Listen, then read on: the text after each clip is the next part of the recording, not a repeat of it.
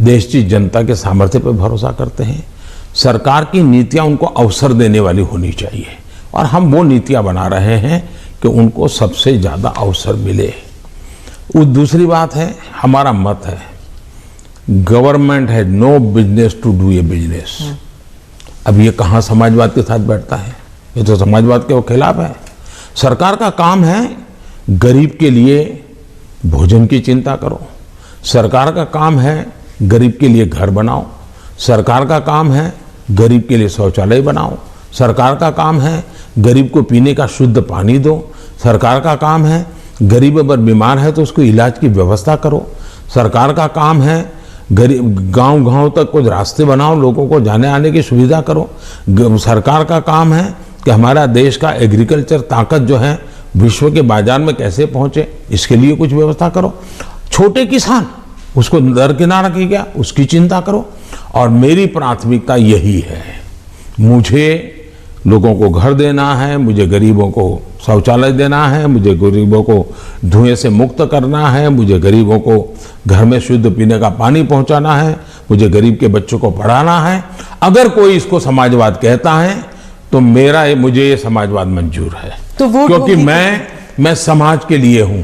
लेकिन मैं जो चर्चा करता हूं नकली समाजवाद वो ये है, ये पूरी तरह परिवारवाद है। लोहिया जी का परिवार कहीं नजर आता है क्या? वो भी तो समाजवादी थे। जॉर्ज फर्नांडिस का परिवार नजर आता है क्या? वो भी समाजवाद थे। नीतीश बाबू हमारे साथ काम कर रहे हैं, वो भी तो समाजवादी हैं। परिवार कहीं नजर आता है क्या? ये समाजवादी लोग हैं।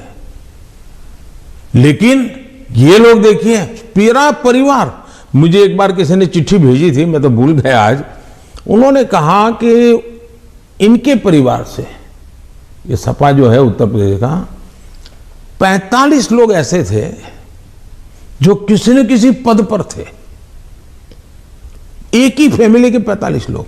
और किसी और ने मुझे कहा कि उनके पूरे परिवार में 25 साल की उम्र के करीब करीब सभी व्यक्ति को चुनाव लड़ने का मौका दिया गया है। क्या ये परिवारवाद का लोकतंत्र के लिए खतरा है? इसलिए मैं कह रहा हूं। तो अखिलेश और जयंत दोनों कहते हैं कि परिवारवाद सिर्फ उनकी पार्टी में नहीं, आपकी पार्टी में भी है। राहुल गांधी भी कहते हैं कि परिवारवाद से जुड़े मतलब सेकंड जनरेशन लीडर्स तो आपकी पार्टी में भी हैं। बहुत फर्क है। ये फर्क, अच्छा सवाल पूछा आपने, मैं थोड़ा विस्तार से जवाब दूंगा, बुरा मत मानिए। लेकिन देश की जनता को मैं झूठ के सामने सत्य समझाना चाहता हूं। एक परिवार से अनेक लोग जनता के बीच में जाएं, एक परिवार से 2 लोग जाएं, 3 लोग जाएं और जनता उनको चुनाव करके भेजे, वो एक राजनीति का पहलू है। लेकिन दूसरा, एक परिवार के लोग ही उस पार्टी के अध्यक्ष बने, उस पार्टी के ट्रेजरर बने, उस पार्टी का पार्लियामेंट्री बोर्ड बने। पिताजी अगर नहीं कर सकते हैं तो बेटा अध्यक्ष बने, बेटा नहीं कर सकता है और बूढ़ा हो गया है तो उसका बेटा अध्यक्ष करे, पिता नहीं रहे तो पुत्र करे।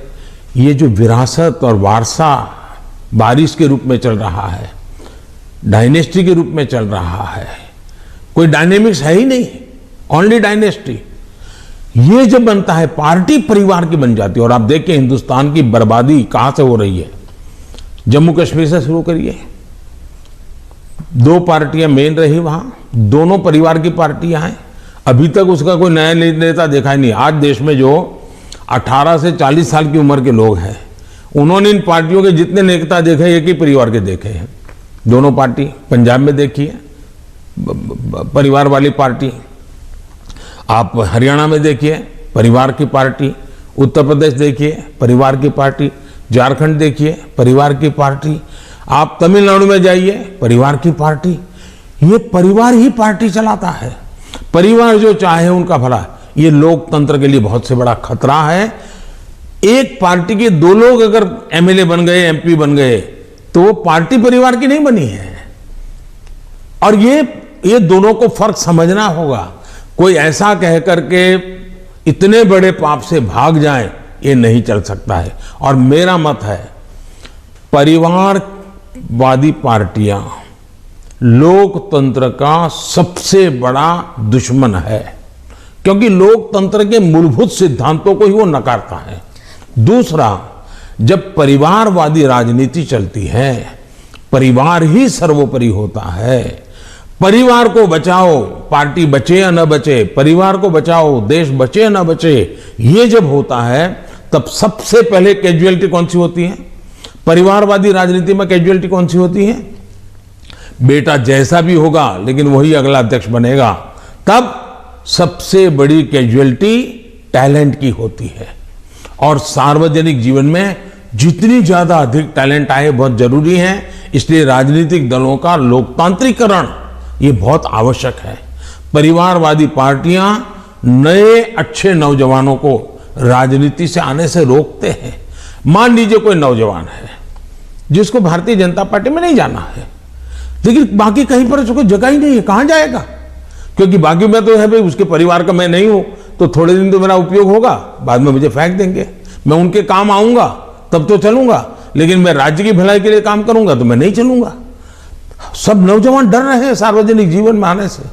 भारतीय जनता पार्टी को आ रहे हैं तो लोगों को लगता है कि भारतीय जनता पार्टी क्यों बढ़ रही है, क्योंकि लोकतांत्रिक तरीके से चल रही है। तो आप जब परिवार के बारे में बात करते हैं, स्पेशली पॉलिटिकल पार्टीज के जो पॉलिटिकल फैमिलीज हैं, तो कांग्रेस कह रही है जान के आपने जवाहरलाल नेहरू के स्पीचेस के बारे में, दोनों सदनों में जो आपने स्पीच दिए, राज्यसभा में, लोकसभा में, वहां पर आपने नेहरू जी के स्पीचेस पर बहुत तवज्जो दी, और यही दिखाने के लिए कि नेहरू जी ने भी ऐसे काम किए हैं जिसके लिए आप उन्हें क्रिटिसाइज कर रहे थे।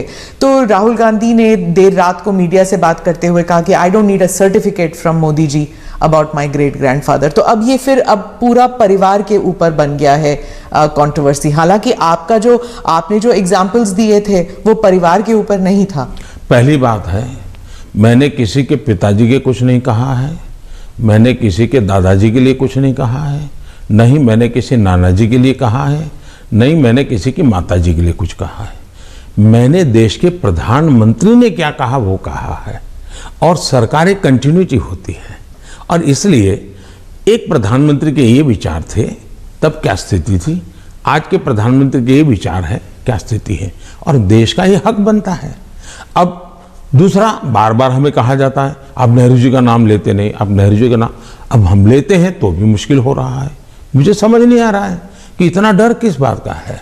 इंडिया टीवी हर वक्त हर जगह डाउनलोड करने के लिए सर्च करें India TV news Google play store या ऐप स्टोर पर।